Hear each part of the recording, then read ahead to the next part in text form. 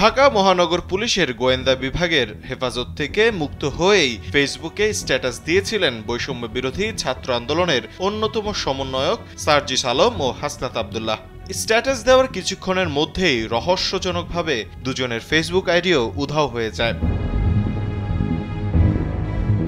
সার্জিস লিখেছিলেন, কথা দিয়েছিলেন আন্দোলনকারী শিক্ষার্থীদের কাউকে গ্রেফতার করা হবে না, মামলা দিয়ে হয়রানি করবেন না। আপনারা কথা রাখেননি। আপনারা আমার বিশ্ববিদ্যালয়ের শিক্ষকদের ওপর আঘাত করেছেন, সারা দেশে আমার স্কুল কলেজের ভাই বোনদের ওপর লাঠিচার্জ করেছেন, যাকে ইচ্ছা তাকে জেলে পাঠিয়েছেন, আন্দোলনকারীকে খুঁজে না পেলে বাসা থেকে ভাইকে তুলে নিয়েছেন, বাবাকে হুমকি দিয়েছেন। মাসরুর তার উদাহরণ। স্যান্ডেলিনা সো, রূপচর্চায় আভিজাত্য। যারা একটিবারের জন্য ওই আন্দোলনে এসেছেন তারা শান্তিতে ঘুমাতে পারেন না, গ্রেপ্তারের ভয় থাকে। এমন অনেক আছে যাদের পরিবার এখনো তাদের খোঁজ পাননি। এমন তো হওয়া উচিত ছিল না। কোথায় মহাখালী সেতু ভবন আর কোথায় জাহাঙ্গীরনগর বিশ্ববিদ্যালয়? অথচ আপনারা জাহাঙ্গীরনগর বিশ্ববিদ্যালয়ের সমন্বয়ক আরিফ সোহেলকে মহাখালীর সেতু ভবনে হামলার জন্য গ্রেফতার করে রিমান্ডে নিলেন। সঙ্গে আছেন আসিফ মাহতাব স্যার, মাসরুর সহ আন্দোলনে অংশগ্রহণকারী অসংখ্য শিক্ষার্থী।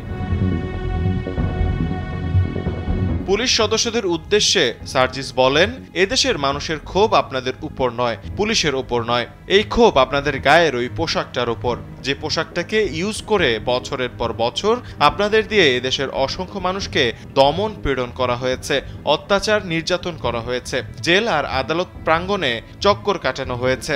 সেই পোশাকটার উপর, ওই পোশাকটা ছেড়ে আসুন, আমাদের সাথে বুকে টেনে নেব।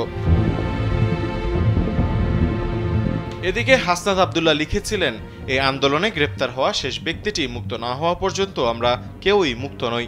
এই গণগ্রেপ্তার গণঘৃণার নামান্তর। আমাদের মুক্তি তখনই সম্পূর্ণ হবে যখন এই আন্দোলনে গ্রেফতার হওয়া শেষ ব্যক্তিটিও মুক্তি পাবেন। এই গণগ্রেফতার কেবল নিরপরাধ মানুষের অধিকার হরণ নয়, বরং আমাদের সমগ্র সমাজের উপর চাপিয়ে দেওয়া একটি নিষ্ঠুরতার প্রতিফলন। এটি মুক্ত চিন্তা ও মানবাধিকারের প্রতি এক ভয়ানক আঘাত।